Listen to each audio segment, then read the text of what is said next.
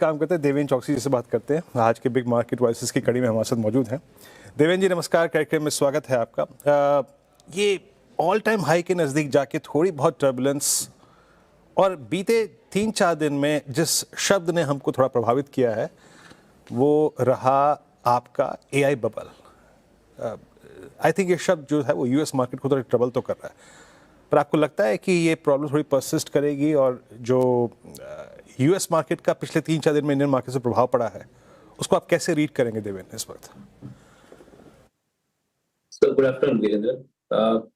मैं एक चीज के ऊपर ध्यान देता हूँ कि यूएस मार्केट के अंदर जो प्लेयर्स है जिसको हम मैग्निफिसेंट 9 जो बोलते हैं, Meta to Alphabet, Apple, Amazon, Tesla, जिनका मार्केट कैपिटलाइजेशन करीबन 23 या 24 ट्रिलियन यूएस डॉलर है, out of the total market cap of around 68-69 trillion dollars.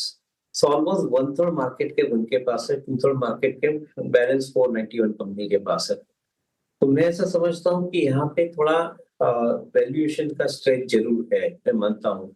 May be some of the underlying companies also may have little stretch in the valuation, परंतु उनके ये company के जो कारोबार है, जो बिजनेस मॉडल है, जो हिसाब से हम ये कंपनी को आगे बढ़ते देख रहे हैं, उनके अंदर ग्रोथ अच्छा चल रहा है। That is one point. Valuation महंगे बट ग्रोथ अच्छा चल रहा है। That's one point I think which you must make. As compare to India market, I think the AI जो हमारे पास शुरुआत हुई है, मैं ऐसा समझता हूँ कि India is a champion of application development. हमारे वहाँ सबसे बड़ी जो प्रभावता है वो एप्लीकेशन डेवलपमेंट की है। We create some of successful most application, जैसे यूपीआई है, जैसे ओएनडीसी है। ये सब जो एप्लीकेशन जो है हमारे देश के अंदर हम लोग बनाते हैं, उसके अंदर एक वैल्यूएशन बहुत अच्छा मिलता है, बिकॉज आई थिंक वो बिजनेस के अंदर हम जोड़ जाते हैं उसके साथ में।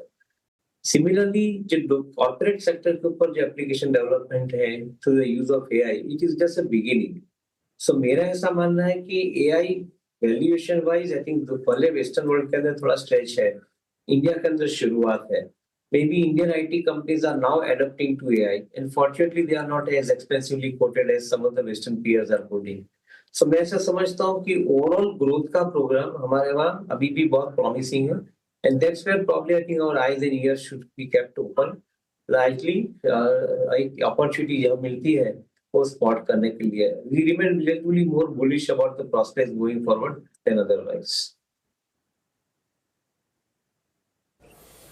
ओके चलिए, तो ये एक आईटी पे इम्पैक्ट, आईटी पे समझ लिया मैं थोड़ा सा, और यूएस मार्केट का थोड़ा सा सेंस देने की कोशिश भी करी। अच्छा देवेन जी, ट्रेडिंग पैटर्न के अनुसार अगर आप देखें तो एक सब्सटेंशियल मूव के बाद पीएसयूज के अब प्राइवेट बैंक्स में कुछ बाइंग एफर्ट्स विजिबल हैं। इस बार लीड किया एक्सिस बैंक ने, HDFC bank is about 1000 now. Private banking space में आपके प्रिफर्ड क्या है इस वक्त, क्या चीज़ करना चाहेंगे आप? See excellent opportunity, particularly in those companies के जहाँ पे फिनटेक के माध्यम से आप लोन डिसबर्स कर रहे हो, be it in a consumer space और be it in a corporate space, के जहाँ पे आप फिनटेक यूज करके, एआई यूज करके लोन डिसबर्स कर रहे हो, उनके लिए ग्रोथ बहुत अच्छी तरह से संभावित है। फॉर एग्जाम्पल, लास्ट क्वार्टर के आप नतीजे देखें तो हाउसिंग फाइनेंस बिजनेस के अंदर some of the banks have actually reported single digit growth. Bajaj Housing Finance has reported double-digit growth, in the sense that I think they are about 20%. That means 3 times more growth than their peers in the normal space.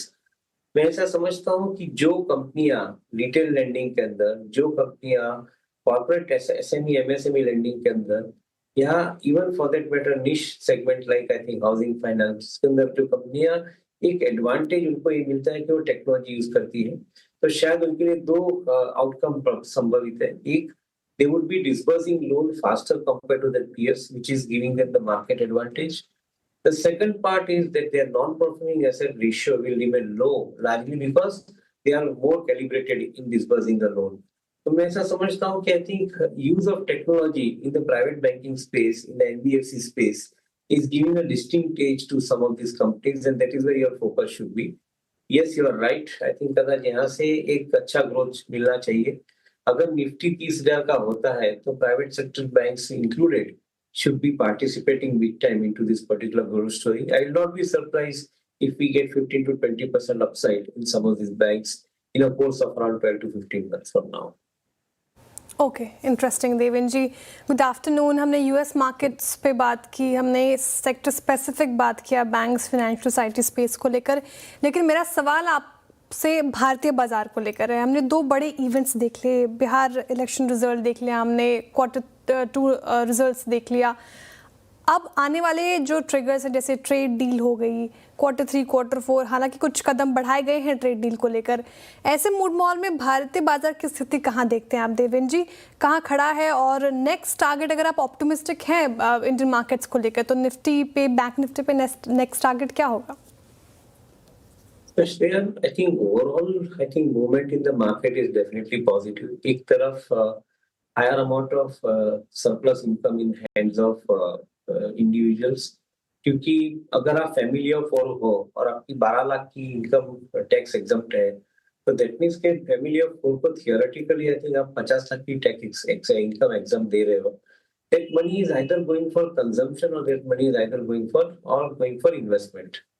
अगर वो investment के लिए आता है तो आपका जो SIP का कार्यक्रम है जो 30,000 करोड़ के आसपास पहुंचा है monthly, that can possibly grow up to 32 to 33,000 crores, I think, in a short period from now. तो ये पॉजिटिव गिना जाना चाहिए because more money is coming into investment market. अगर ये funds I think discretionary non discretionary spending के माध्यम से मार्केट में जाते हैं, तो शायद again I think this gives a distinct advantage because यहाँ पे टैक्स रेट कम करने के साथ में कंजम्पशन बढ़ा है, तो government will collect more amount of money by GST on a lower tax rate, which will again go well for the spending that the government is doing in the economy. So we are relatively more confident about the growth prospect going forward because of the surplus capital level in hands of people for spending. More discretionary, non-discretionary spending का प्रभाव जो है वो आपको second half of the financial year के अंदर corporate sector का earnings के अंदर देखने मिलेगा। दूसरी तरफ आरबीआई रेट घटा सकती है, अगर रेट घटाती है लायबिलिटी साइड कॉस्ट आपकी कम आती है, तो बैंकिंग क्षेत्र के माध्यम से भी आप देखें तो मार्केट के अंदर एक बहुत अच्छा बनना चाहिए। We are relatively more confident कि यहाँ से निफ्टी की जो जर्नी है 30,000 की, वो शायद आप अगले 12 महीने के अंदर देख पाओगे। मे बी मार्केट का surprise is ahead of 12 months, so that is a good possibility. Positive, and you are sounding positive on Nifty and bank Nifty as well. लेकिन आज के सत्र में देखिए निफ्टी एकदम से टूटा और 25,955 का अब इसका निचला स्तर 25,963 पे कर रहा है कारोबार, 105 अंक नीचे अब निफ्टी दिन के निचले स्तर पर। बैंक निफ्टी भी रखिए एक बार स्क्रीन पर, इन रेड आया, फिर यहाँ पे कोशिश मशक्क़त यहाँ पे निफ्टी बैंक में भी जारी, लेकिन ओवरऑल मूड माहौल थोड़ा ख़राब हो गया है अभी फ़िलहाल मार्केट्स का, और ब्रेथ काफ़ी ख़राब, डिक्लाइंस के फेवर में मार्केट अभी जाता हुआ। देवेन जी, ओवरऑल मार्केट पर हमने बात की, सेक्टर स्पेसिफिक भी हम चर्चा कर रहे थे, लेकिन अगर मैं बात करूं पर्टिकुलरली दो स्पेसेस की जिसने 2025 में काफ़ी योगदान दिया है, एक है कैपिटल मार्केट स्पेस, दूसरा डिफेंस स्पेस। हाल की जो दुखद घटना हुई इससे आज थोड़ा डिफेंस स्पेस कमज़ोर दिखेगा, कैपिटल मार्केट्स में भी उतार चढ़ाव है।